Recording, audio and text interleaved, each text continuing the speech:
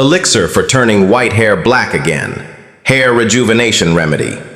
Ingredients: Amla, Indian gooseberry. Murabba, 3 pieces Harad.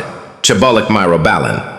Murabba, 3 pieces milk, 1 cup, preferably warm or lukewarm. How to use: eat 3 pieces of Amla Murabba and 3 pieces of Harad Murabba early in the morning on an empty stomach, followed by a cup of milk. Repeat the same at night before going to bed. Duration: continue this remedy for at least 3 months consistently. Results may vary depending on your body type, diet, and overall health, but regular use can help restore natural hair color. Tips and precautions: avoid excessive stress and junk food, as they accelerate hair aging. Stay hydrated and maintain a balanced diet rich in iron and vitamin B12.